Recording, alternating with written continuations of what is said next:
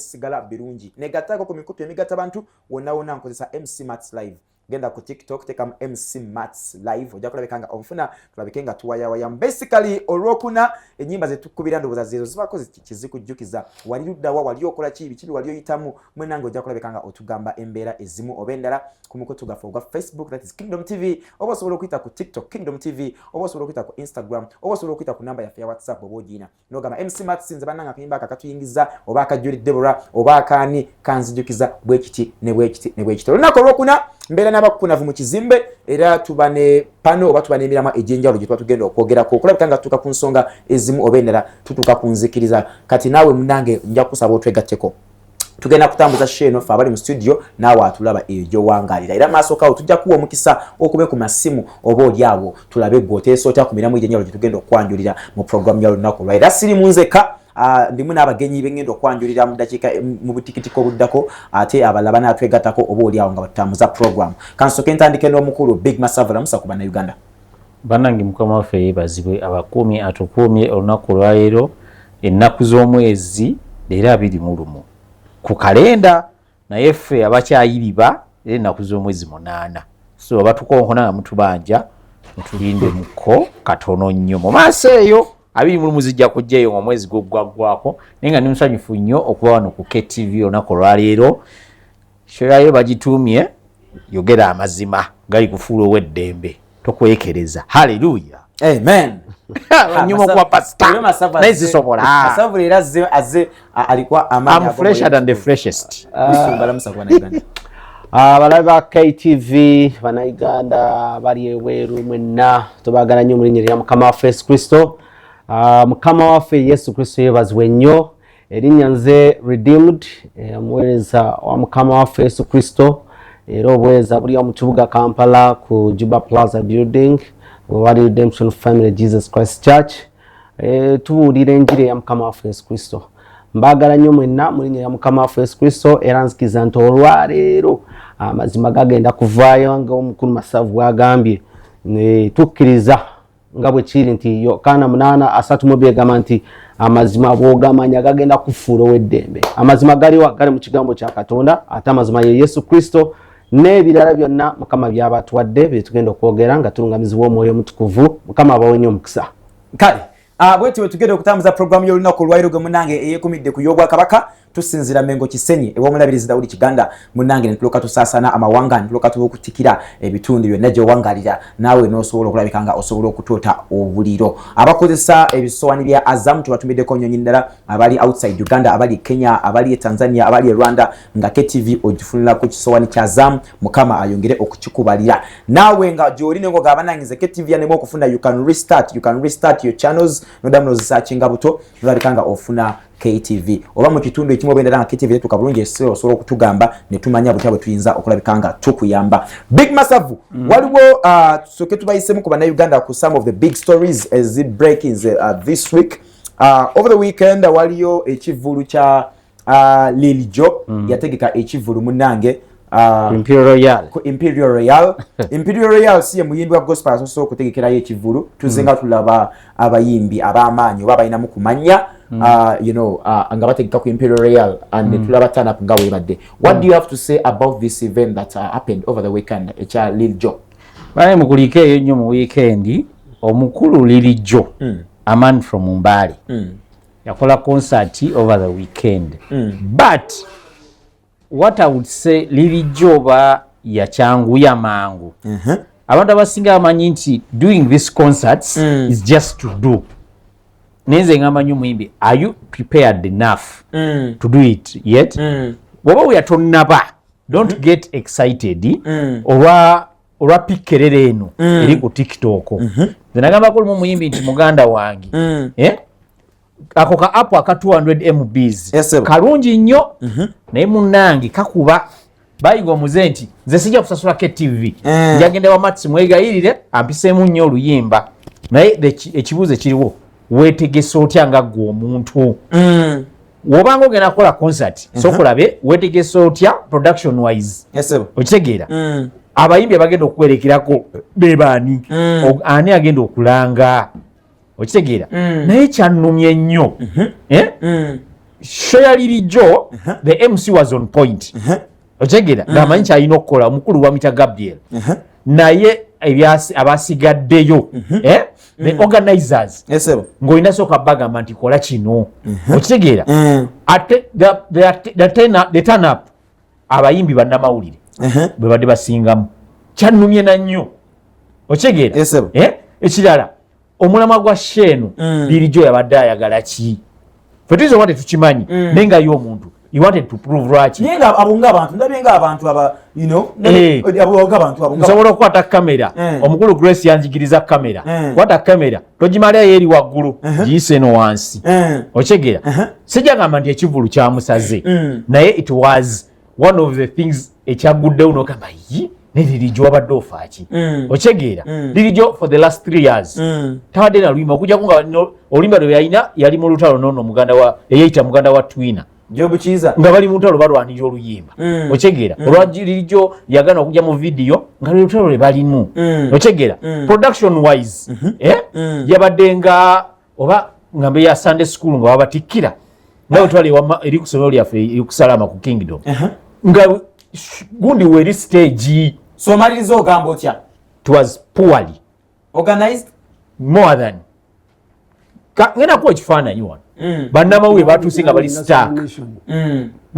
nga bano tulina transport abazaayo ng'akati ate bano balina okuwa omuyimbi transport yamutambuza lindako kikiremu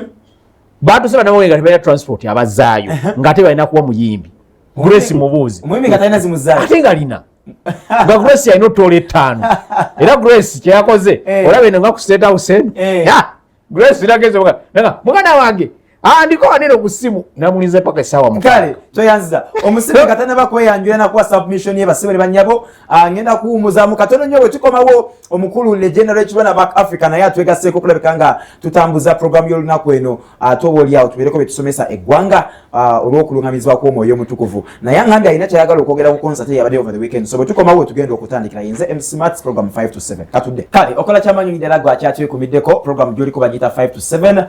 yenze MC Mats munange nyongera okujjukiza nti nno ensisinkano gumite omwaka guno eno olunaku lwokka lutubaamu abawuliriza ba Kingdom FM ne Kingdom TV lwe basinkagana abakozi ba Kingdom Media lukomyewo omulundi guno lugenda kubeerawo ngenda kuzomeza 2 June gwe mwezi ogujja wano wennyini ku kitebe kya Kingdom Media ekikulu Emmengo mu Kisenyi ku Christianity Focus Center jangu ofuna akadde akasufu ne bakozi ba Kingdom Media tulabinge some shoulders jukira tujaguza emyaka 10 ejja Kingdom TV nga ekuweereza ate emyaka 17 ejja Kingdom FM nga nayo ekuweereza Kingdom FM nekoza abayimbi bangi nnyo ddala so abamu ku bayimbi abalina history ya Kingdom FM ne Kingdom TV tujja kubeera nabo ku lunaku olwo so ngenaku z'omwezi 2 kwegaidde jangu ofuna akadde buli presenter agenda kuwa akadde ate Bishop Kiganda agenda kubeera wagenda ku interactinga na buli muntu agenda okuba wano Mamisinde Kiganda n'abasumba bana ba Christian Focus Center bagenda kuba obudde munyumyemuko nabo nafe ba presenter we tuli twewaddeyo okubeera nammwe bannange mwe mutufudde kino kye tuli so ngenaku z'omwezi 2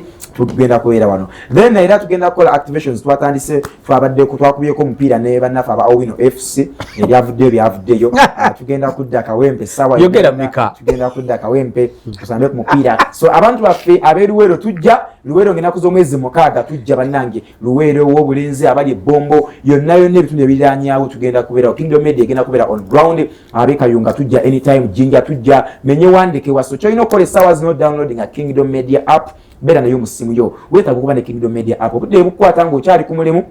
naye nga program yo enganzi kituufu ddala ekuyitako osobola okukozesa Kingdom Media app nolabika nga togisubwa njiri ya Bishop Kiganda yekola obulungi ojja kulabika nga ogiraba KTV 5 to 7 yekola obulungi buli program yaffe ojja kusobola okulabika nga okola otya ng'ogyotavule so genda ku Google Play Store downloading a Kingdom Media app obiri nayo ate bwe tujja mu kitundu kyo bwe tukusanga ku kkubo ne tugaba gundi gwe ku ssimu yo oba bigula w'essimu yo tulabe applications oyinamu app yaffe ya Kingdom Media app bwe tusanga kituufu ddala wagidownloading ogiyina ekirabo kye tugenda okuwa ogenda kukwasako emikono ebiri so omwangu yattenswa downloading a Kingdom Media app ekintu kitambule maridadi sana legendary Mark Africa atwegaseko akawungezi k'olunaku olwaliro twongere okulabika nga tunyikiza ensonga eno ey'okusomesa eggwanga ate era okunyumirwa ate era nga bwe tuyigiriza mu lunaku olw'okunanga bugubeera Mark Africa lamusa ku bannayuganda then ompene submission gy'obadde ogamba amasavu gy'abadde ku kivulu kya Lirijo mbumpimpi tweyongereyo abatulawo mwenna mbalamusizza ensinkano gumite ennaku z'omwezi 2 Juni kirwana ngenda kuyimba kakati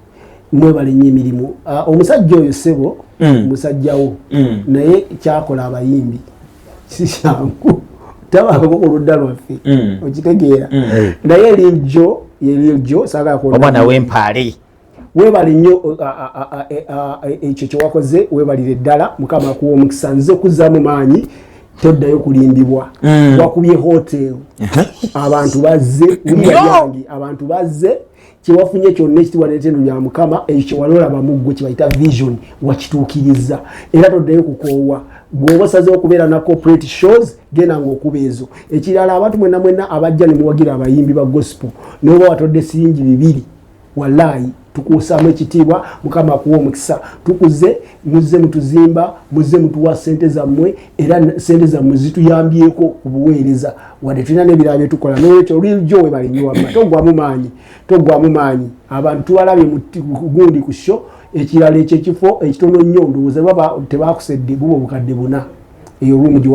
gye wakoze eki gye wapangisizza okuteeka mu show webali Mukama akuwa omukisa yongerayo amaanyi genda ng'oyimba mu linnya lya Yesu. Nekirala mu konsaati ye kyeka abasawo bagambye bano abadde mu VIP banange soda mubi alina kansa temunywa. Thank you kale tutandika programu y'olunaku olwaliro nkusaba otwegatteko ku mikutu gyonna emigatta abantu ku Facebook tekamu Kingdom TV ojja kola page yaffe Kingdom TV otekeyo endowooza yo nja kugisoma oba oli awo ate kakati nkusaba obeere ng'ofolowenga kimu ku kimu kozi maaso kaawo nja kukwata ku masimu nja kukkiriza amasimu okubwa otubuulire ku nsonga ze tuteesezzaako oyinza okuba owabula oyinza okuba oyagala kunyiikiriza ku kibogeddeko oyinza okuba oyagala kusomesa so tujja kuwa omukisa maaso kaawo so njagala ofolowenga show no kabenga katogo nga tukava kumukumu ekintu kirabike nga kitambula maridadi sana tutandise n'omulamwa gwaffe olunaku olwaliro basebo ne bannyabo munzikirize ngo banjulire twebuza omuyimbi wa gospel ategeera ddi nti kati takyali upcoming kankikudiremu omuyimbi wa gospel ategeera ddi nti kati takyali upcoming lwaki omulamwa guno gwazimbiddwa omulamwa guno gwazimbiddwa olw'ebintu ebimu oba ebirala ebize ebikolebwa abayimbi ba gospel oba oli awo nga balina ekiti oba ekirala kyebeerabiramu nti nno n'alaba nti kakati wano wentuuse nyimbidde emyaka 10 ndabika ndi legendary neyeeterako obwa legendary n'agamba wano wentuuse ndabika nkoze ekimala nsobola okufuuka omusumba wano wentuuse ndabika nkoze ekimala ngumiza wano omusumba bwati bw'abaako kyampabula munnange nja mulaba Mukama oba nja kumwanukula so twebuza omuyimbi wa gospel ategeera ddi nti kati takyali upcoming tubirabyeko nga bategeka ebivulu naye nga kituufu ddala oba oli awo nga tannatuuka nakulabika nga ajjayo omutwe wetugenda okutandika nsooka entandikire musumba omuyimbi oba omuweereza wa gospel ategeera ddi nti kati sikyali upcoming I am now an established gospel minister. Nsuubira ateekeddwa okuba nga alina ebintu byakoze mu music ministry ekyokulabirako kandi take example y'omuweereza McAfrica sisuubira essaawa zino tosobola gamba nti is an upcoming minister kubanga ekisooka ddala aluddewo ekirala nsuubira ateekeddwa okuba alinayo abantu ba inspiring nze abalala nabo bazze mu music kati omuntu okuba upcoming kiba kitegeeza nti yakatandika butandisi ate on the other side ayinza okuba nga aluddewo naye nga teyazimba nkolagana ekisookera ddala na kanisa gyeyatandikiramu oba kale gyabeeramu kubanga nze nsuubira omuntu yenna okuba omuweereza omulungi oteekeddwa okusookera ewaka mwosabira in fact tobola wagambye nti abamu bakola ebivu ne bibasala oyinza okwesanga nti bano abatandika tugambe nga upcoming ebyadda nga upcoming oba nga aluddewo naye nga talina nkolagana bulungi newaka n'omusumba amusumba kubanga nze nzikiriza nti omuntu yenna kabe n'abatume bano abatume 12 oba n'abaweeza aba Mukama waffe Yesu Kristo katugambi kale 12 bali Yesu Kristo yabanjula yasookanga kubeera nabo ne bamuweereza natandika okuba nga abasindika ebweru mpolampola era nzikira lumu abasindika ne bagenda ne bagoba emizimu ne bakoma nga beewaana agamba ekyo tekirina kukola ki kubateeka ku leve eyo mulina okubeera nga musanyuka olw'okuba amannya gammwe gali mu kitabo ky'obulamu so nsuubira nti omuweereza ono ateekeddwa okukola enkolagana n'omusumba bwe bane n'abakadde b'ekanisa ne batandika okuba nga bamusindika mu makanisa amala mpolampola n'atandika okubeera ne relationship n'atandika okuzimbibwa mpolampola nakora impact ewaka nagenda makanisa amalala natandika okukora influence mubaweereza abalala. So I think kirina okutwala omuweereza okusooka okulaba ebibala mu kanisa ye, ebibala makanisa amalala, ebibala kati ngamba ebibala bino ebirabikako ebyaddala waliwo omuntu amulabyako n'agamba nti ono alina kyakoze mu buweereza obwa music. So nsuubira upcoming omuntu okumanya nti takyali upcoming kwekuba nti oli established already nti even nebweru ekkanisa yo bakola ki bakutegeera ate olina byokozeeko ebirabikako mu gospel ministry. On the other side nti ayina abantu abalala n'abalokose ku lulwe banga nze si omuntu yena bwagamba nti is an upcoming mbasi. In fact, it is my first time to see. For example, kati mulina gwe mwogeddeko simumanyi, to me it can be upcoming. Kubanga sikola ki simumanyi naye sawa so agamba omuweereza Bugembe is an upcoming kubanga esooka ddala alina abazimbye waliwo abamulabiddeko waliwo abagamba nti njagala kubeera ng'oyo. I'm giving an example. There are so many ministers. So that is my take on that concerning. How long before I let you ngasina da ku Big Masavu, how long does this take? Njagala onsigire kifaananyi time frame eba ya kigero ki?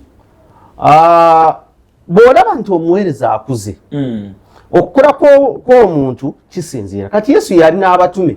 emyaka 3 gatako enaku 4 wali ng'amaze okuva mu ntaana. Kati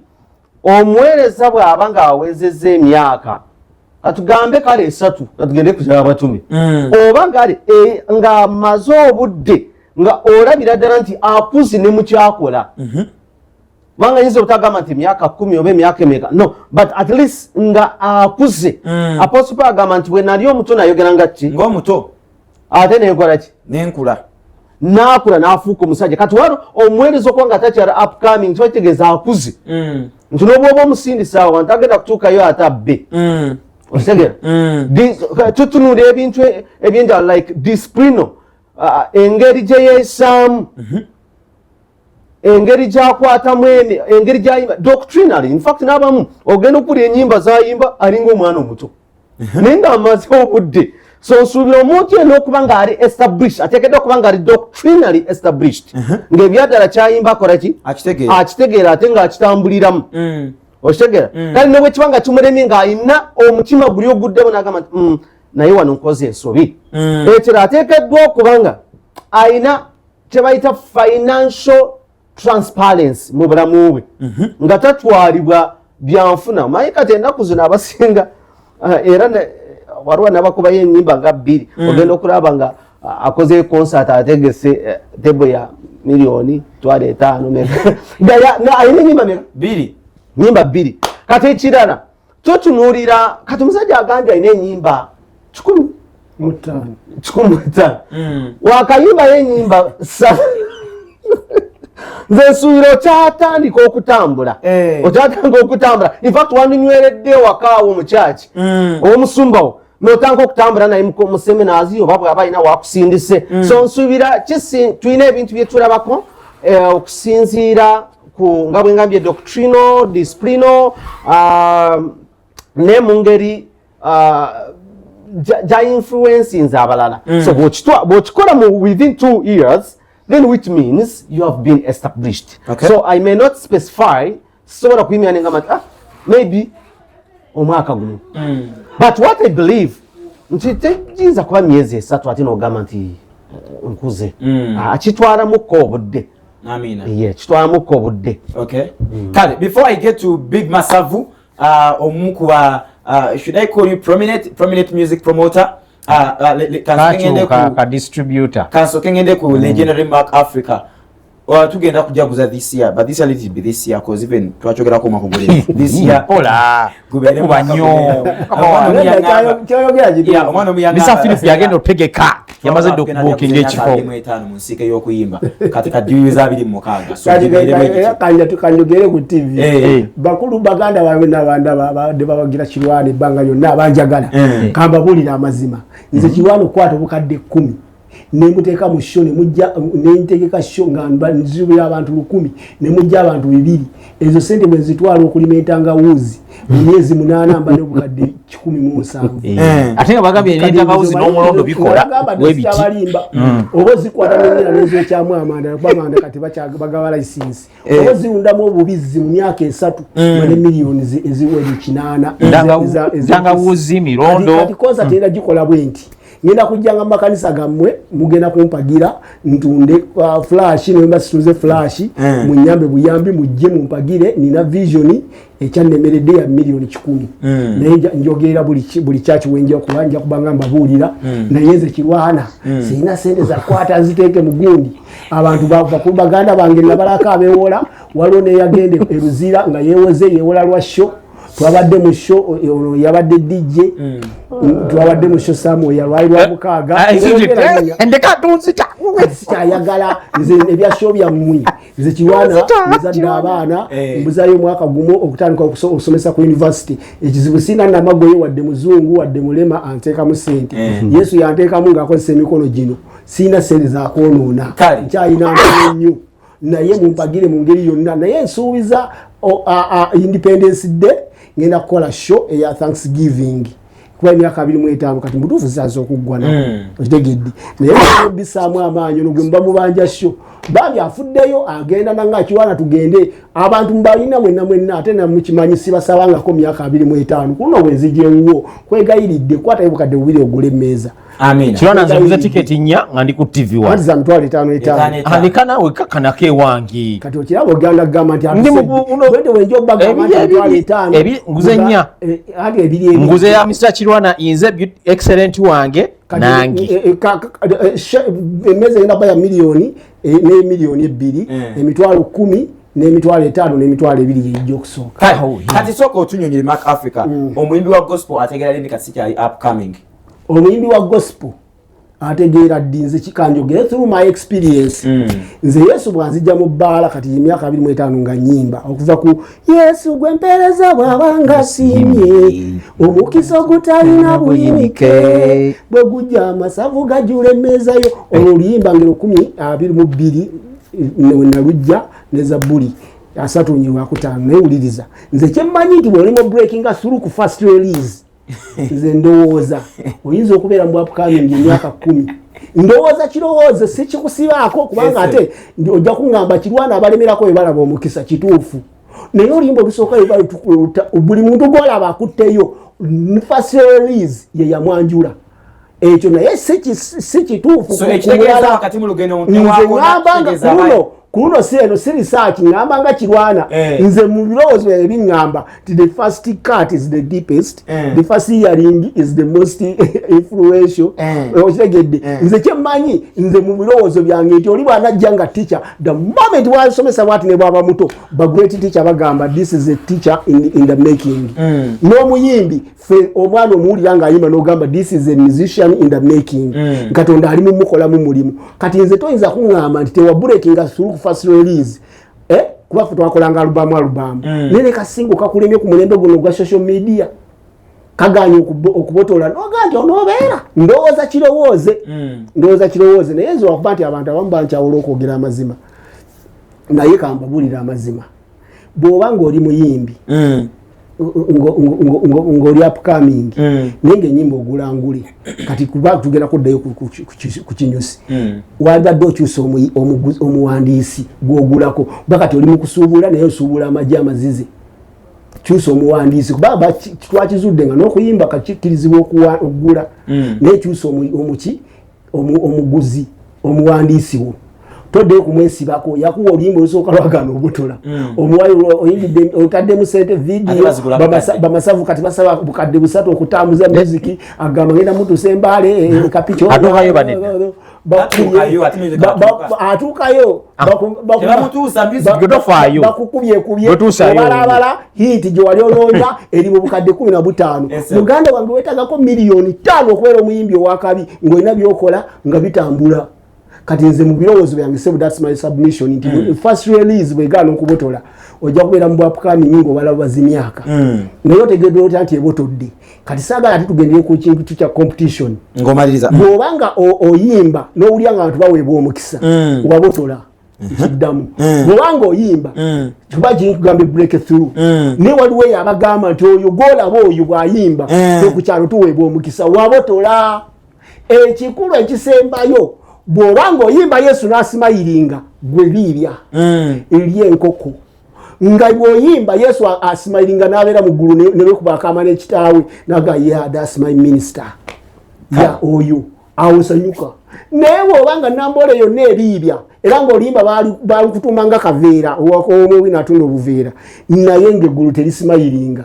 oyo oli kupoteya that's my submission. Amina. Kale omukulu maka Africa bwatyo bwateeseza ne musumba Redeemed bateeseza ku mulamwa gwaffe ogusookera ddala tubadde tubuuza nti omuyimbi wa gospel ategeera ddi nti nno kaakati takyali upcoming ensonga roza muziwulidde nkugamba nnyo nti nno si ffe tuba n'ekyenkomeredde naawe okyasobola okutuwa endowooza yo genda ku mukutu gaffe gwa Facebook Kingdom TV tuli live right now teekayo endowooza yo ngenda kugisoma maaso kawe nako omukisa okukwata essimu yo ng'onkubidde nja kugwaniriza submission yo oba oli awo tungera okutegeera gwe nga gwe okyogerako ki ekisukkulumye ku bakulu mu kizimbe bwe bateesezza bwe tukomawo nga nvudde mu break omulamu omulala gwe ngenda okwanjulira twebuuza kikola amakulu omuyimbi wa gospel okulikodinga oluyimba mu studio n'ateekamu ennimi kankikuliremu omuyimbi wa gospel bw'agenda mu studio nga recordinga oluyimba tugeze agenze wa Abba Records wali Kawempe na recordinga akayimba wakati mu kurecordinga natandika okwogera ennimi oluyimba n'alufulumya nga lulimu ennimi kikola amakulu we tugenda okutandikira kale agamba atya Queen Bey Nagadya nakawere waffe omubwati nkotumiddeko today it's your birthday nja ku celebrate ngawo nga show eggwa Nagadya big shout out to you omwami mutulabire ne kabebe okatulabire munange kati tukyatambuza program yaffe ey'olunaku olwaliro naye nga nyongera okujjukiza amasomero ga Homies Darren Schools bano nno nga bebalangira baffe omwaka 2025 2026 tetunnategeera naye agenda okubeera omulangira waffe omwaka 2026 2027 as of now tukyacrowninga aba Homies Darren Schools nga abambejja baffe omwaka oguwedde n'omwaka guneeno munange twalayo omwana tujja kulabika nga wejjusa amatabi gabe gali asatu balina ekyebando eggayaza awamu n'ekamuuca babangula abaana munange abaana ne bavaamu omuntu ow'omugaso ate era wono batwalayo ndowooza omwana ajja nakutuuka akusukkulume ku ntegeera kubanga abasomesa bakugu ddala bwe bagenda outing oba ka trip abaana bagendako e Canada ne bagendako e South Africa ne bagendako e Dubai kale kwe gamba n'akawunga simanyi oba bakamanyi ku ssomero tebakategeera abaana balya balanced diet oba okitegedde gwe omuzadde ndaba essaawa zino twala omwana ku masomero ga Homies Darren Schools tojja kulabikanga wejjusa gye bujja yes bwe tuvaawo munange omukisa guguno weeguli Kingdom Media ne 93 Kingdom FM beetaaga music manager bw'oba oliyo ng'olina obusobozi oba okubeera music manager omukisa guguno weeguli Kingdom Media that is Kingdom TV ne Kingdom FM beetaaga music manager leeta ebiwandiiko byo obiteeke ku reception yaffe waneeno Emmengo mu Kisenyi oba kuba ku namba y'essimu eno wammanga noti 75 754142 kanjikudiremu noti 75 17 54 14 2 okumanya ebisingawo neewandika application ogirete ku mmeeza yaffe ku reception munange omukisa gunaaba gugwo tujja kwaniriza okubeera music manager wa Kingdom Media bwe tuwumuliddemuko omulama gwenkulekedde omupya nga sinageramuko Big Masavu ngambye MC Mats nina ensonga gye njagala okwogera ku muyimbi wa gospel ategeera ddi takyali upcoming Big Masavu mu ddakiika emu 2 lambulula ensonga yo tutegeere gwe amagezi go n'okutegeerako kulambula lutya ku mulamu ogwo okay kisooka nze Big Masavu nze baddeko mu badongo mbalabi ebiseera ebisinga kanewole ku bigambo by'omusajja omu eyagamba nti sekita gye tulimu eya music buli omu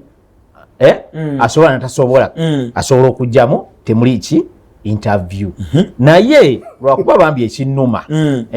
abangi we bajje mu ndongo eno tebamanyi kiki kye bazze kukola aze alaba nti example nti mwami Kirwana twasoma naye ku ssomero lyaffe lwaki ayimba lwaki ali ku TV nange nsobola okukola ki okubeerako abadde atunda mwanyi oba mbawooze oba munku najja n'ayimba Mr. Kirwana n'atwala n'agamba sabula endongo tulabe natandika okugamba bannange nze ndi struggling artist emyaka 25 lwaki ng'onojja mu ndongo ssebo oba nnyabo sooka olabe kiki ky'ogenda okuyimbako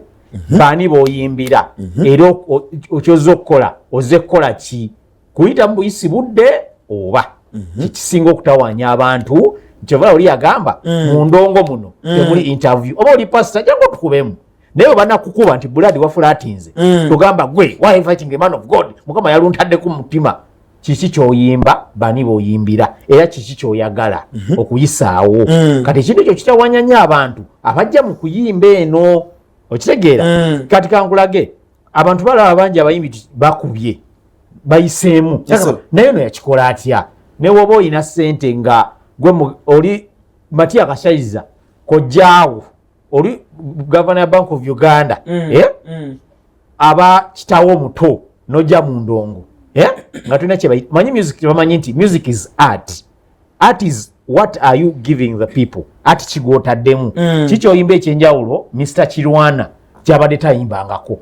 okyegeera fera tugamba omusaayi gwa Yesu gumala naye kikyotaddemu ekigenda okukwata abantu Mats wali baddeko oluyimba ne lujja omuyimbi tomumanyi owulidde audio nogamba wow this is a nice song mwana nga ayimba bulungi nogenda ku YouTube n'olunoonya nogamba wow ogenda okulanga omwana azze tomumanyi na kumumanya ekirala ekifuula omuyimbi oba nga tokyali upcoming visibility yo not your face but your lyrics mu bantu ziri zitya bakubira esimu ne baba tebakwanjudde bajja batwandize omuyimbi ne batekayo oluyimba si golokoka yaka okimanyi nti bangi tebamanyi omuntu yayimba golokoka yaka nakati kozi nga amaze ogamba banange nze yayimba kino bamala ddugolenga banange oluyimba lwankwatako olwo golokoka yaka nti yakola prophecy mu luyimba luno okyegeera teyajja just entertain bino abayimbi balansogamba nze okuwagira wakiri mpagira Arsenal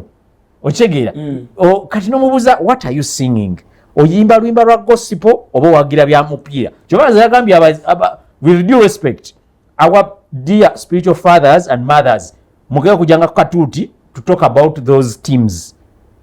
okyegeera mbu nzera Arsenal please mubijje katuuti you are now doing entertainment mutanse kuleta Bible n'okiteeka mu lupapula lw'amawulire nti ozze kwogera mu bantu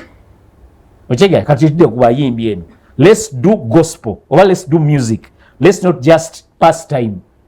ojja kuba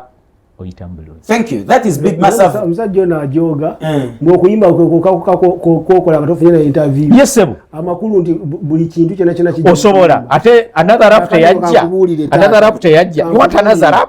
Bakutuma ng'okugende Kasese ku bigero ono n'amata. Naye bakutuma nga kibayita okuyimba. Era abanna abatulaba tebaddeyo bayimba singa music mwangu gwe bane sente. Oli ya bad disc ya. Tayimba. Omuntu ayimba. Okuyimba si kunyumya. Sikugamba kwawula naye otugamba nti nno tuyenjebula ogamba ng'abayimbi tewetaaga interview omusajja teyabyogera omusajja yabyogera agamba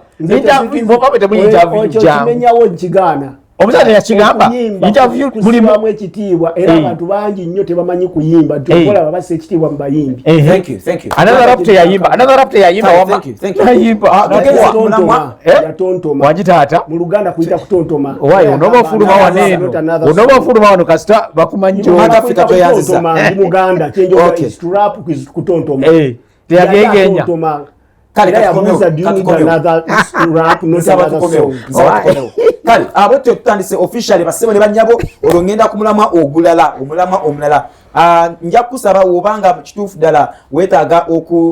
okusa etofaali ku program eno sindika voice note kati ku namba yaffe eya WhatsApp sindika voice note nga si mpanvu nnyo sindika voice note amasimu gatera nnyo okuntawanya mwagala okuba ate ng'oyagala kwewulira ate ng'oyagala okolotya oyagala osigade nga weeraba ku TV kale kugamba sindika voice note essaawa eno ku namba yaffe eya WhatsApp ngenda gikusomera mu maaso kaawo tugenze ku mulamwa gaffe ogwokubiri basebo ne bannyabo abatwekumiddeko naye era endowooza esobola okugiteeka ku Facebook Kingdom TV giteekeyo nja kugisoma omulamwa gaffe ogwokubiri twebuuza nti nno omuyimbi wa gospel agenze mu studio eya Aba Records wali e Kawempe Tula Road na recording oluyimba wakati mu kurecordinga ng'erimu ku bitundu ebiri mu luyimba olwo mulimu ennimi yateekamu ennimi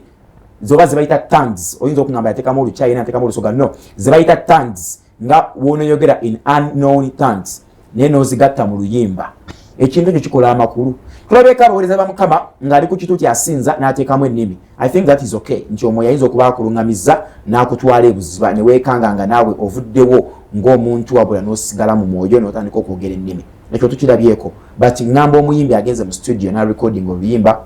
wakati mu kuyimba nateekamu ennimi ate ng'oluyimba lugenda fuluma nga lulimu ennimi ezo n'asigala ng'ate azimba nga bwe yazimba mu studio nti bwe lwali performinga wagenda Bishop Kiganda ku CFC ku kituuti bw'aba performinga oluyimba olwo kituufu ennimi azimba nga bwe yaziyimba. Is it spiritual led? Twebuza kikola amakulu kantandike ne kitaffe mu Katonda Pastor Redeemed. Yes, sir. Tulambulule ku mulamu ogwo sebo. Nzikiriza 100% nti tulina kye tuyita tongues music okusinziira ku byawandiikibwa era emabega mu katabo kange nataddemu paati eyo era ngenda kwonga kuginnyonnyola obayita tongues music. Kansoma olunyiriri Abakorinto ekisooka 14 olunyiriri lwa 15.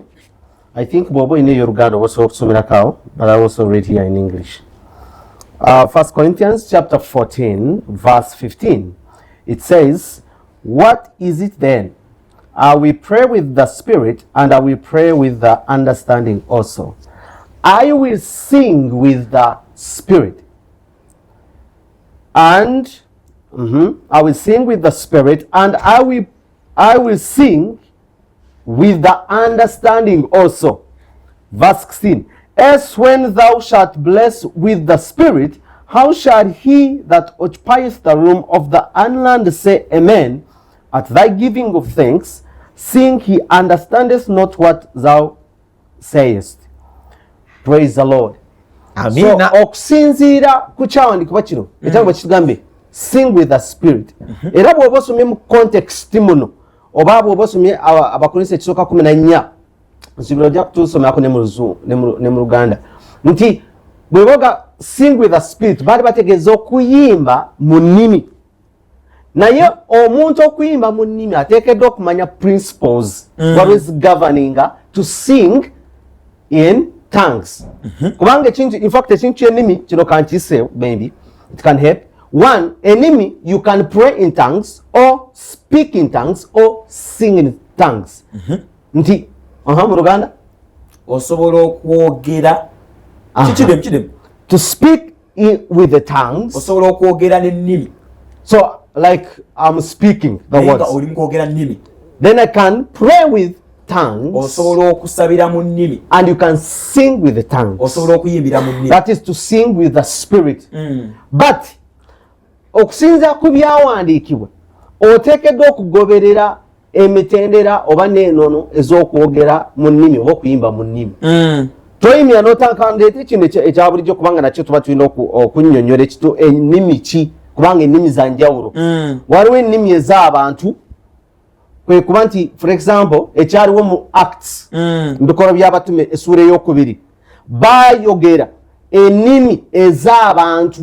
nti bano abaali boogera baali tebamanyi boys ennimi naye bali abaawulira baamanya nti ono ayogera luki lulimi lwaffe kiringa kati nze simanyi Spanish naye singa mbaako omwoyo wa Katonda n'ayogera nange mu nnimi n'enjogera Spanish. Okay.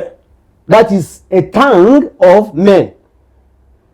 Oba simanyi lukyoli nyinza okubiira wano nenjogera ki olukyoli mu nnimi kati ekyaliwo muki ma Acts era bwogera mu Acts chapter 2 from verse 4 to verse 8 there you will see that bayogera ennimi naye nga bano abawulira nti nnimi zaabwe tebeetaaga interpretation. Naye tulinayo ennimi endala ez'abamalayika era bwogenda mu bikolwa bya 1 Corinthians mu Bakorinto ekisooka essula ya 13 olunyiriri olusooka basooka batusomerekawo maybe ogambye mmeka leka tusooke Abakorinto ekisooka 13 olunyiriri olusooka. Abakorinto ekisooka 13 olusooka agamba bw'ati bwe njogera n'ennimi z'abantu n'ez'abamalayika naye nessiba na kwagala nga nfuuse ekikomo ekivuga n'ebitaasa ebisaala. Kati we Apostle Paul abiikula ebintu bibiri alagayo ko ennimi ez'abaki ez'abantu those are unknown tongues but ez'abantu n'ez'abamalayika. Then tulina version endala wenjogera ennimi njogera ne Katonda nganze between wakati wange nani ne Katonda. So now bwe tudda mu lunyiriri lwe twasomye olw'Abakorinto ekisooka 14-15 Bakorinto ekisooka 14-15 agamba bw'ati kale kiki n'asabyanga omwoyo era n'asabyanga n'amagezi n'ayimbyanga omwoyo era n'ayimbyanga n'amagezi. Kati amakulu ga Apostle kye yali ategeezaawo era bw'oyongera n'osoma ennyiriri yali ayogera ku nnimi waliwo abasaba mu nnimi naye kati njaga kudda ku sayidi ey'okuyimba nsobolera ddala okuyimba mu nnimi naye okubeera okuleeta edification oba okuleeta okuzimba simanyi mu Luganda bweti okuleeta okuzimba ekkanisa oba gwe okuzimbibwa gwayimba oteekeddwa okubeera ne kye bayita okuinterpretinga oteekeddwa okuba nga osobola okunnyonnyola oba okuvunula ekyo kyobadde oyogera mu mwoyo kyobadde osaba n'omwoyo gwo obanga okiyisiza mu luyimba. kati singa kankozese zino ezabuli sijagamba nti nawe am inspired but ngoze zino zibamanyi kubanga basinga bamanyi zino eza rabakashataramakosete kati gunde yakamera yachakara ibitegeeza soko linemuko itegeeza ki no interpret for us yachakara itegeeza ki ante njagala okukuleeta wano kati katondagerawa soko tubulire chakara kitegeeza soko linemuko katono okuddamu ekibuuzo si kibi yapagala chakara kitegeeza ki lekajje anti ekintu kyokwogera mu nnimi oba okuyimba mu nnimi oteekeddwa okuba ng'ojjudde Omwoyo Omutukuvu ate ng'Omwoyo Omutukuvu yakuleeteddwa okukola ki okwogereza ennimi oba okuyimba ennimi ezo. Naye kakati twogedde mu studio anti studio musumba ogenze wala ayitandise oluyimba loboko sheketere baba bandere boshikatara bayakondori baba who gonna interpret those names to the people listening. Ennimi zinagamba kuba wazivunula kakati unayogedde mu context eyogenda mu studio anti ndiko ekyo kyenjagala okunyonyola okuteeka olulimi luno essula gye waba wadde nze ngisomye ne ngituuka ku sulumi lwa 28 nefuna amakulu amaliza agamba nti ennimi zino walina okuba wazivuunula kakati mu studio oluyimba nga Kingdom TV erikuba eddakiika 2 abaana bascrollinga wano amayinja ne balujjako nga eddakiika 3 tebakyazigumiikiriza nze nkirwana nyimba oluyimba oluddakiika 3 ate lunyongeremu eddakiika endala 3 ezanavuunula olulimi ye ddala yakonekitinze n'Omwoyo Mutukuvu tukakasenti byawedda byenyimba bye yayikoze eki kubanga ennimi zino zivunulwa gyaba oba oyogera ne Katonda nnimi z'abamalayika toyinza ziteeka mu public ekikoma eri mu kusaba nze bwe ndowooza mu kuluŋŋamya okusinza mu Bayibuli olunyiri lwabagambye mulukkirire mu lutuuka eno naye wekiba mu kuyimba oluyimba a recorded music song in the studio you cannot sing nowotaddemu layini za nnimi who's gonna interpret those names okitegedde kubanga ennimi zo zayogera ku luno si zino eziogerwa mu nsi nze wiki nnimi zotugamba ogamba zino ez'omwoyo masumba zabaddayo ezo robokoshekete kati ezo ziyimba otya era wano Pawulo annyonnyodde n'agamba nti abakulya bajja kuwulira ng'omulalu kubanga oyogera byama bya ggulu n'abamalayika kati ate oluyimba waluwaddeyo Kingdom erukube lusinza walulapinga naye nga luwa Katonda kati who's interpret musumba wabawo abantu okubaleetera obutategeera oba gwe okuyita atategeera olwoba tebategedde ate nawe obadde oyogera n'abamalayika kyokka oluyimba waluyimbye abantu baluwulire bafune submission ya busumba weeki tulimu alinda njagala ompulire ngenda kudda ewuwo leka musumba soka replying Mwami Makafrika kukyayogedde nange nzizidde mu lulimi lugundiye omanyi nayogedde nti waliwo ebifuga okuyimbira mu nnimi okwogera mu nnimi oba okusabira mu nnimi ogere kuyimba anti ebiko kati naye ayogedde mu kuyimba ng'oli mu studio ng'oli ku kituuti nokaliddemu katono omanyi ekintu kyenjagala tutegagane kikino nti olunyiri bwe luba lwogera open terunaba kugamba nti oba mukyaki muka newankubadde awo yali ayogera mukyaki okitegeera naye kati singa omuntu agenze mu studio nga bw'aba nga ebyaddala Omwoyo Omutukuvu yakoze eki yamulungamizza n'akola oluyimba tagenda kutuleetera rabashakataraba alone. Musomba. Wateekeddwa Oluyimba okubaawo. wakati luno oluyimba. Kakati ze Oyo zabira. omutujju yaluwadde. Kyabadde Musomba. kyabadde mu 10 na first Corinthians what 14-15 nze ngisomye paka eno 28 naye kakusomereka 27 n'akabiri kawulire tuli mu kiwandiikibwa kyo omuntu bw'ayogeranga olulimi kati katugambe nti omuntu bw'ayimbanga mu lulimi boogerenga babiri oba bangi basatu era mu mpalo kitegeeza bwe ŋŋamba rabako shekenderebo shikataraba nga agambye nti olwayo gwe kulukuta ntereza ninterpreta okitegedde era mu mpalo era omu avuunulenga nti bino byenjogedde kati nze wenkubuuliza luzigona kuvuunula disiruliotegedde agambye wabeewo avuunula ennimi kyokka tereza anayogera nga muli mu kyaki naye zino zewalikodinze ziri ku intaneti ziri ku radio ziri ku KTV naye obanga tewali avuunula asirikenga mu kanisa ababeemeye era eri katonda ng'ayogera yekka katonda kuba bino byama Pawulo ageza okubulira byamu oba oyogera byamana bamalayika era wala yazireeta okweka sitaani bye tuba tusaba katonda era omwoyo mutukuvu bwabanja abantu bakikopanga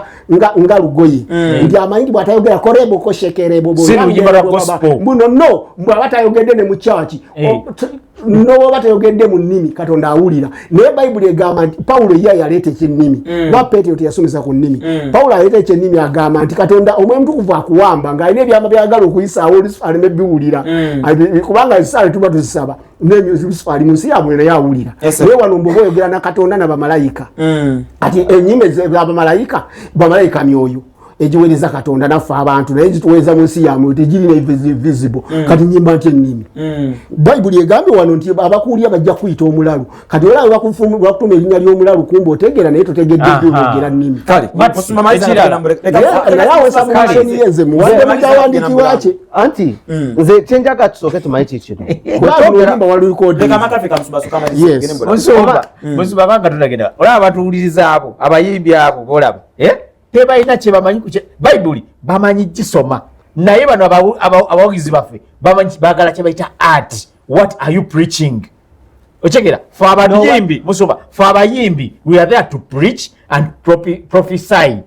Chobalaba Mr. Chwana yagamba ayi Yesu saba panzigwe panga sebo bona bakuweza bafune kusanyu. Ochegera omutemu ali mu lulimi ne lwakuba goloko kayaka wawira mu olulimi ani ono omukyala Judith Walege batya nnyo ndi wakusinza mpayo oluyimba lwenga mulimu ennimi lwaki bayibuli yennyini etugamba wogenda ng'awantu nga boogera ennimi tozitegeera kolaki yitamu ogenda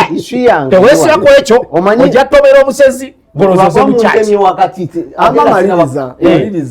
naye era ngenda mubulango musumba ngenda mubulango bwenkoma omulama guno basimula nnyabo tukyakutambulira kwebuuza omuyimbi gwa gospel okugenda mu studio nga recordinga akayimba n'ateekamu ennimi nga tabadde ku kituuti nti asinza omwoyo n'amulabisibwa n'ayogera ennimi wabula nga kituufu ddala oli mu studio genze wa Aba Records okurecordinga oluyimba lwo olwa audio n'oteekamu ennimi ezo twebuuza kikola amakulu ze zimu ku nsonga zetuli mu kumulungula tuwe endowooza yo ku namba yaffe eya WhatsApp yiyo noteekako voice note kati bwe naakoma onja kugizanya noti 759 49 96 kandi kudiremu 0759499614 genda oteekayo voice note ku namba eya WhatsApp nga si mpanvu nnyo wabula nga onnyonnyola egimu ku miramwa egyogeddwako wano mu studio oba oyinza ogenda ku mukutukafu gwa Facebook Kingdom TV teekayo endowooza yo bwenadda nja kugisomera bannayuganda yinze MC Max program 5 to 7 katukomewo kale okyokola kyamaanyi ddala akyatwekumiddeko mukama ayongere okulabika nga akikubalira naawe abaguliza ku mulirwana naawe abaguliza ku mukwano gwo omuweereza naawe omusumba nga kituufu ddala okubidde ku worship team leader n'okubira ku baana bo mu kanisa program bagigobeere ekyokola kyamaanyi nyinyi ddala nyongera okujjukiza Shine Country Resort Hotel esangirwa Kigo Kitiko bano nno nga munnange eno yo hoteri gy'ogenda okiringeko gwe nga omuweereza ofuna akadde akasufu promises zaabwe nnungi nnyo nnyonyi ddala ate era munnange n'emmere yaabwe eri ku muzuuli balina ekyuma ekikola massage ennyingo eziruma n'akanyamatiro okukuluma simanya biki ekyuma ekyo bonna ogendayo munnange kijja kukolera ddala obulungi obutagambika ate nga bali ku musingi gwa Kikristaayo ekifo kigazi nnyonyi ddala in case mwe abalina emikolo oyinza okuba olina graduation olina mbaga olina kyonna buli kika kya mukolo bakwaniriza mu namba gye mujjiddemu bajja kubateekera bulungi nnyo era muveewo nga mumatidde nga musigende banonyeko basangibwa Kigo Kitiko tojja kulabika nga wejjusa ate kakati studio ya Aba Records gyoyinza okulikodingira akayimba ne kavayo nga kali bwe kati oyinza okuba munange oli muyimbi ngozo recordinga music naye nga munange ebintu ogamba netaga okufuna ku touch Aba Records bakwaniriza akadde kano genda recording na oyinza okuba ng'oli upcoming nawe onoonya ogamba bannange ntandikirewa Aba Records emikono nyanjale bakwaniriza akadde kano kenyene genda recording na yakayimba ate bakola ne mixing and mastering in music olimba olinza okuba ati mastering bulungi gye walusoosa lubeesigise bajja kujjamu ekintu ekirungi buli mukyagenda okuyayanira okulabika nga awuliriza wakubira essimu bagamba akalango nkawulide ku KTV ane MC Mats bajja kuwa offer okupushingira ku music wo atuke ku wider audiences genda ku Aba Records oba genda ku mikutu emigatta abantu wonna ojja kulabika nga obafuna Aba Records ate kati gwe omuzadde nga omwana ali waka naye ng'okyanganye essomero gy'ogenda okulabika nga omutwala taamu eno ey'okubiri munnange twalonza ssomero mutwale ku Kiwatule Parents Preparatory School ssomero lya day and boarding basangibwa wali eri ekiwatule ngoyise ku muvulaawo ate n'ekituukutwe mu town balinawo ettabi balina CCTV cameras ku ssomero ezirondoola omwana kyonna kyakola na buli ekigenda maaso ku ssomero kiba kiri monitored ku cameras zaabwe abasomesa bakugu basomesa catering ebyomikono byonna kompyuta naye nga mumutwalidde bawandisa abaana okuva saa 2 ez'okumakya paka essaawa 10 ez'akawungezi kuba ku namba z'essimu zirwammanga okumanya ebisingawo noti 772 49 noti 5 oba noti 756 57 97 65. That is Kiwatule Parents Preparatory School. Nga eno segment yange esembayo banjabo ne basabo nja kubasaba mujja kunkubira ku masimu maaso kaawo enamba producer ajja kubanga azibaterako atera nawe gwagama nti nze njagala kuyisa mu ddoboozi oba voice note kozesa enamba eno gye ngenda okusomera noti 759 anamwenda 9614 kandi kudiremu 0759 49 96 14 kwa voice note ngeri clear tujja kulabika nga tugizanyamu eno show kubanga eno segment esembayo gwagamba nti njagala kuba bukuba essimu maaso kaawo nja kuba omukisa so essimu ekubeere mu ngalo bw'ona okuba essimu nga kituufu olinanye TV nja kujjako olwakadde ekintu kitambuze bwe tuwumuliddemuko tubadde tukyamulungula omulamu nga twebuuza nti omuyimbi wa gospel bw'agenda mu studio n'arecordinga akayimba kituufu ddala nga awulira ye omwoyo amugamba nti ateekemu ennimi zino ezoogerwa taka ez'ennimi munange n'aziteeka mu kikola amakulu nsaba otanye ensonga yo taata neyanza ssebo abalabi baffe ekintu ky'ennimi kino oba n'abayimbi mwenna abaagala okuyimba ennimi nti waliwo principles zetugoberera mu kuyimba oba mu kwogera ennimi oba mu kusaba mu nnimi ekisooka nti wateekeddwa okubawo ku interpretinga make sure nti gwazoogera oba waliwo omuntu omulala akola ki azinterpreting annyonnyola ky'oyimba mu nnimi ekirala olw'obudde bwaffe nti oteekeddwa okulaba nti ziministeringa eri abantu edification which means kyetaagisa ki interpretation still olina okuba nga bw'oba oyaga kuzimba abantu mu limbo olwo oba mu kwogera okwo oteekeddwa okuba nga onnyonnyola abantu ne bategeera kyokoze ki kyoyimbye ekirala oteekeddwa okulaba nti ojjudde omwoyo omutukuvu tomala gawogera mu nnimi abamu kati balina ennimi z'abantu babayigiriza bazikoppa Holy Spirit oba demonic tongues n'emizimu gye ngisobola okukulungamya kati omwoyo omutukuvu ye bwakuwa ennimi oteekeddwa okuzivvuunula wateekeddwa okuba interpretation oba nezitegerekeka ekirala nti oteekeddwa okumanya ogenda kuyimba nnimi ki ez'abantu ez'abamalayika ezaki kati oba olina okukola ki ng'omanya ekirala oteekeddwa okuba ne self control ekyo kyekintu kyemanyi nti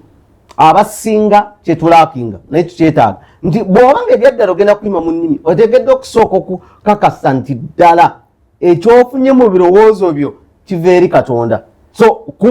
kwata omwoyo wo ogambe nti I want to understand first before you sing or before you speak. Self control era byonna byandikwa weebiri abakolinse ekisooka 14:27-28 abakolinse ekisooka 14:33-39 nti bw'oba omanyi tosobola controllinga omanye abamu kituuka ne tugamba tuli so spiritual notanga mukama katonda wange mpulya obadde oyimba oluyimba olw'okusinza oba obadde orikodinga noteekamu reke pakatarrebosika yaba. Before you do that ddala kibadde kyetaagisa oba kyowulidde katonda agambye okikole? Kubanga bw'oba okikoze kiba kitegeeza ogenda ku interpretinga, bw'otakikola ngenda kukolaga ebintu bitaanawo mu maaso mangu ng'amaliriza. You must be a believer of Jesus Christ. Ate ng'okikoledde ne mu linnya lya Mukama waffe Yesu Kristo, kubanga yagamba nti akkiriza ne mu linnya lya Mukama waffe Yesu Kristo bajja kwogera mu nnimi ki empya. So bw'obanga toli mukkiriza, kubanga waliwo n'abamu nga si bakkiriza obadde half believers. Kati kuba mwafaananyi nalumuwandiikidde naluguzizza atali mukkiriza, kubanga n'ayogera mu nnimi yogedde ekituufu naye atali kubanga naye yennyini yajjuzibwa omwoyo omutukuvu. Yes. Pawulo kyeyabuuza nti bwe mwabatizibwa mwajjuzibwa omwoyo omutukuvu. Kati okujjuzibwa omwoyo omutukuvu kyekintu ekikulu. Osomesezza bulungi. Kale osomesezza bulungi. Ekirala nti oteekeddwa okumanya nti ekintu kino kitambulira ku kye bayita gifts. Waliwo okutambulira ku gift of tongues and interpretation. So singa oba tolina kirabo kya kwogera ennimi awo wabawo obuzibu. Kati singa oyimba music nga wannimi naye nga tali interpreted oba n'oyogera bwogezi mu luyimba lwo, bino gyolina okumanya. Ekisooka music wo bamuyita barbarian music. Kivunule mu Luganda. Barbarian music. Bw'osoma Abakorinto ekisooka bakisomereka. Abakorinto ekisooka 14 olunyiriri lwa 11 soma obudde weebuli. Naye ogira onnyonnyola. Okay. Abakorinto ekisooka 14 11 agamba bw'ati, kale bwe simanya amakulu ga ddoboozi ndibeera ng'ajobojja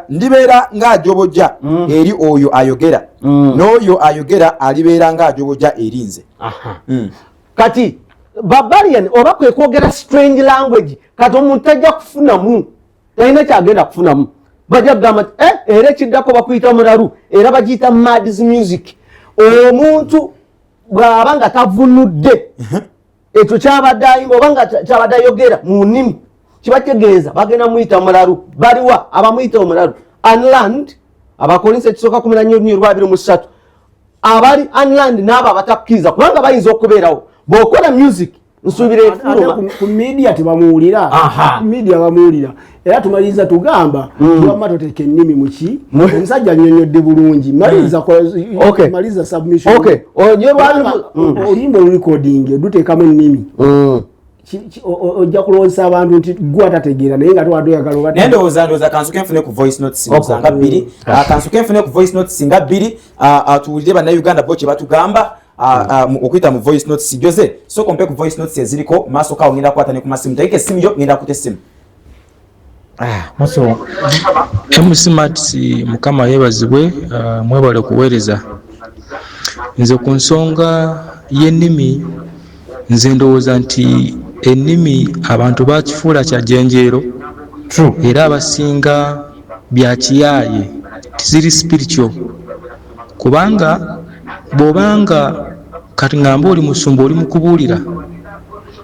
n'otandika okwogera ennimi obwo bufere tekiri bibiriko. Okubanga oli mu kusinzisa n'otandika okwogera ennimi obwo nabwo bufere. Nkitwala nga bw'olaba n'ab'amalula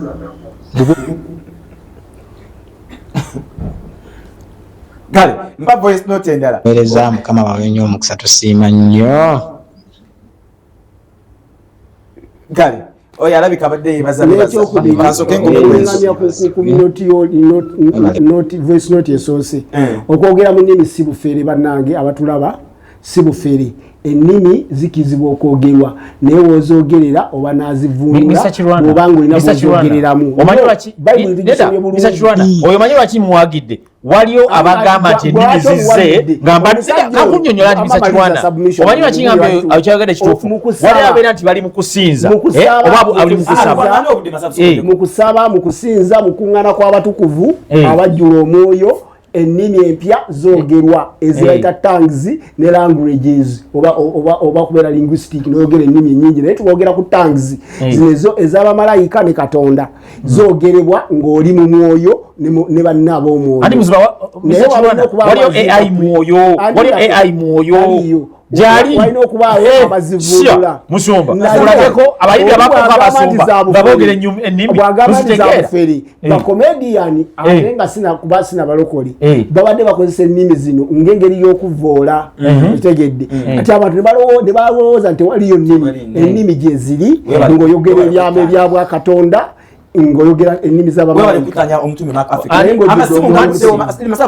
amasimu ngaguddewo essaawa zineno osobola okuyita ku noti 7 noti 639 eyo bw'ogikubako ngeri bize yita ku noti 7 noti 19 bw'okuba kweno ngeri bize kuba ku namera temwesiba nnyo ku layini emu ngaguddewo official sigenda kukwata amaanyi nnyo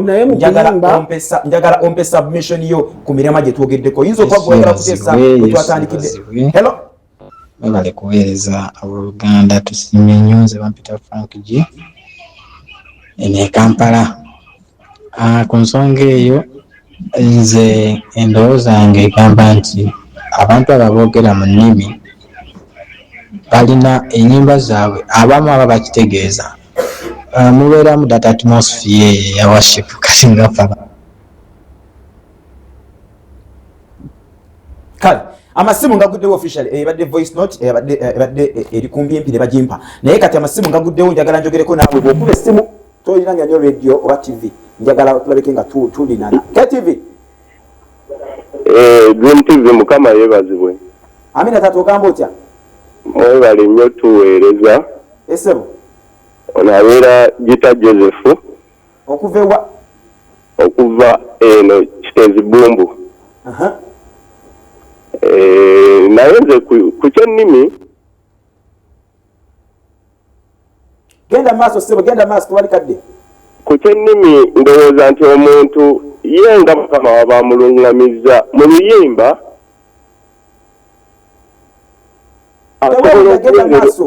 asobola okuweerezaamu mu nnimi olw'ensonga nti omuntu Katonda aba yamuwadde oluyimba ate n'amuwa instruction tosobola mulimpikinga kakati n'omukulu oli kyayogedde ku ky'okusinza oba okutendereza okusinza oba okutendereza omuntu asobola okutendereza oba okusinza n'agenda buziba n'agenda mu nnimi so ekyo limitation wabula kimu kyo kirina okukolebwa n'amagezi n'omwoyo nga bayibuli weetugamba n'omanya nti kino kyempeereza abantu oba weezimba wekka naye omwoyo n'akulungamya n'ogasa ne bano abaliwo kubanga ffenna tetuli ku kigatte ekimu mu kkanisa ya Kristo wabaawo abapya abazze waliwo n'abakadde n'olwekyo kankomaawo wadde ebigambo bingi bye nnina okwogerako kankomaawo n'abalala bagende mu maaso mukama abawe omukisa kale tweyanziza omulala ali ku layini yita ku namba zaffe zero bakusikini wangi KTV hello kola wangi nyabo aweebwa ekitiibwa mama ogamba otya twebaza Katonda olw'epuroguramu eyo gye muteeseewo nze omutima Betty Nabukenya enyabo mbeera eno Mmanze naye neebaza Katonda olwa musumba ono eyaddiridde ayogera musumba mwerabiddemu erinnya ali ku mulama mutuufu nnyo halo nkuwulira nyabo genda maaso tosobola kubanga oli mu lukuŋŋaana n'oba ng'osinza otendereza n'otendereza mu nnimi tekisoboka ekyo tukiyinza na kubaawo obanga mufere kubanga wali obanga omuntu ali mu mubiri ng'oweereza mu mubiri naye omuntu ali mu mwoyo ng'ojja kusinza otendereze eddoboozi eryo likwate ligende mu kibiina eri oteeka okuba nga toyimbira mu mwoyo tolina kuleetera kuyimbira mu nnimi owulira nsonga tolina kuyimbira mu nnimi akuuma atakumira mpeera oyo omukyala bwatuwamusumba ayimba oluyimba golokokayaka mwerabiddemu erinnya mukama kuwa omukisa musumba kale nze kirwana amen okay kale omulala ali ku layini ta ku namba zaffe otubuuzeeko kolangaabo wangi mukama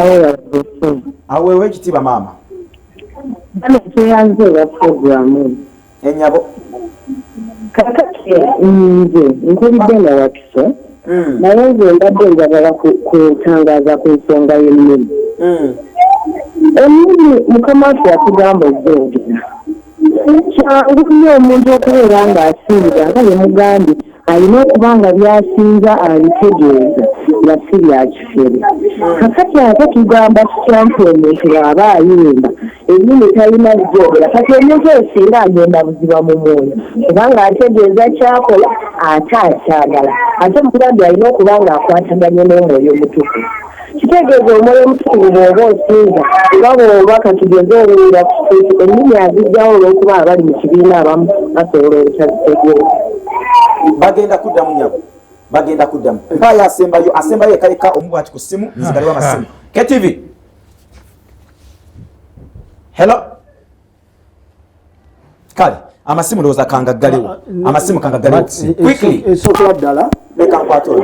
nzigalewo nono wangi sebo tata vira TVC nakadde yebaleko baabe kale tata nawe gyebali kakati ensonga y'ennimi kintu kya mwoyo nnyo seko ngwire bakuyitanira osinziddewa Joseph from Busonjo esebo ennimi kintu kya mwoyo era Katonda abanga aziwadde omuntu Katonda azigaba okusiza n'occasion oba akisala nga kiguddewo na omuntu ng'adde asinza ye yennyini nga tasobola kukyebeera ng'awulira presence ya Katonda emutwalamu ekyo kati kyeŋŋamba omuntu asobola okuba nga asinza Mukama n'amutwalamu ekyo kubanga asinziza kati kitegeeza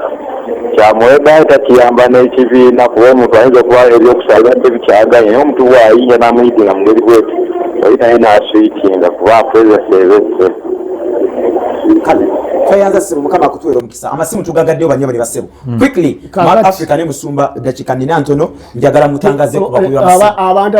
abazze mu maaso ng'otandise tebategedde mulamwa gwe wagambye nti kirwana okkirizibwa okuyimba olimba mu studio n'olusaamu ennimi kati abantu bo balowooza nti tuganye ennimi ennimi mu kusinza mu kyaki ku platform oba ku oltaali ziri okay naye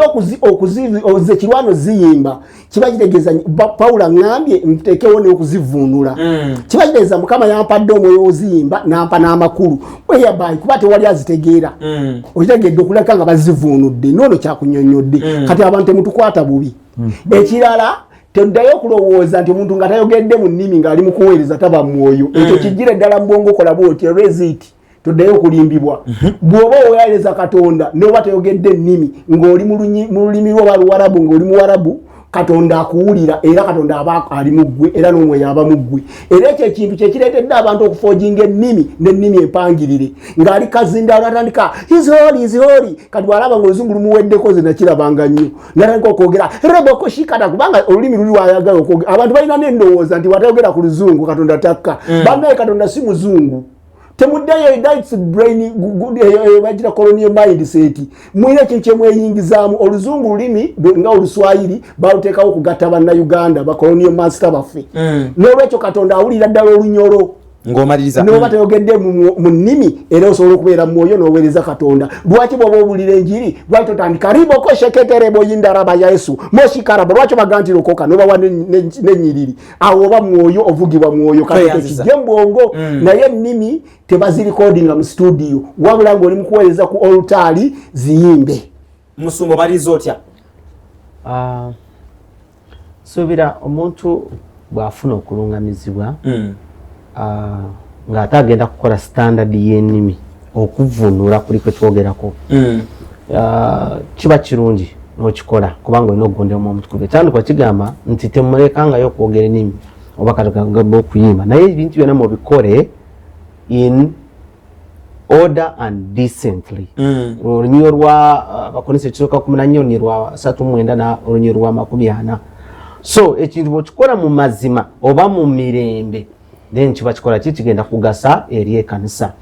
ekyo kyenjagala abantu bategeere nti bwe twogera ku nnimi tetutegeeza njagala mumanye ebyandiko byo bitulaga bulungi nnyo there are different tongues waliwo ennimi ez'enjawulo nga bwe tugambye ez'abamalayika ez'abantu era nsobola okukiddamu ekyo nti ez'abantu nti nso omuntu asobola okuyimira n'ayimba olurasha ate zizolwogerako abadde ku ziri zokka abadde ku z'omwoyo zino ez'abamalayika tayogedde ku languages ng'abantu olaba ku lunaku lwa pentekooti nasanga omusumba omu nga nnyonnyola abantu ku lunaku lwa pentekooti baayogera ennimi naye kivunulwa kitegeeza nti abawarabu baawulira abalibiya baawulira nga buli muntu awulira mu ki kitegeeza baali boogerera mu nnimi zino z'abano ennimi z'amawanga amaki naye baali teboogerera mu nnimi z'abamalayika wano oyogedde ku nnimi z'abamalayika banaye mutuwulize bulungi ennimi z'abamalayika olina okuba n'azivuunula nezino ennimi endala oluchina bw'oba walusoma nga wafuna olukisa lukube mu gita yesu mulungi byokube ekyo kiri omanyi naye ez'abamalayika anyway ate nga baki kino nti ekintu bw'oba okyogerako you look at the vast of it olaba obugazi bwakyo kubanga bwe twogera ku nnimi n'ezo mwezi but what I want us to do nti omuntu yenna bw'aba agenda kuyimba make sure nti olungamiziddwa omwoyo omutukufu ate kola ekintu mu mazima gaakyo ekirala toyiiya kubanga n'abamu oyingira mu kintu n'otandika okuyiiya ennimizo nze nabeerako bukyaki bwe mba sirina byakusaba ne ntandika okwogera mu nnimi n'enyeenya omutwe kati olwokuba sirina ekyakukola ki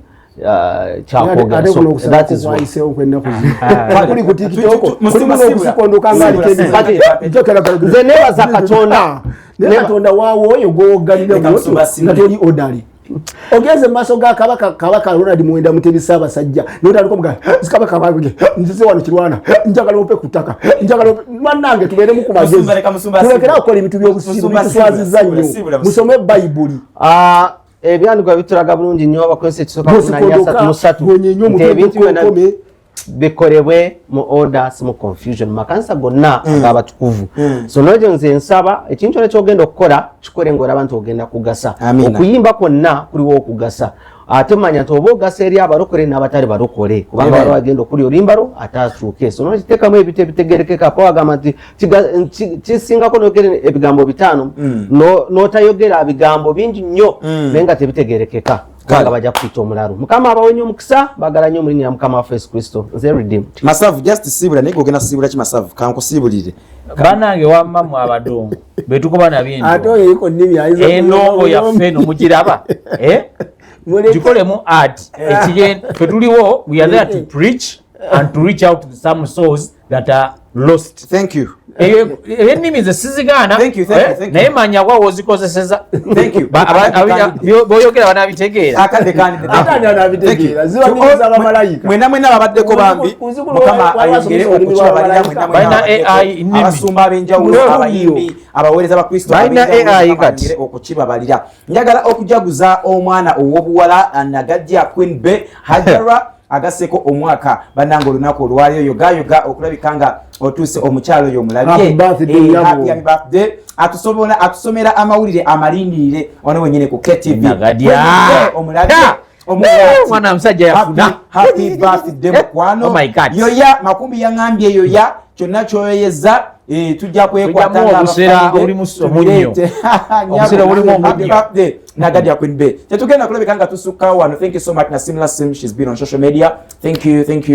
Jose, thank you and the entire team that has been in the kitchen cooking okulabika nga program ene egenda maaso. We appreciate you big time. Let's catch up tomorrow. Enja tugenda kutendereza ate ncha waliwo gundi y'abavubuka bannange overnight y'abavubuka jangu abaana batanada ku ssomero jangu maama weereza omwana agenda kubeera bulungi overnight eno omwoyo agenda kutambula buli kimu kigenda kubeeramu omwoyo mutukuvu tukwatagana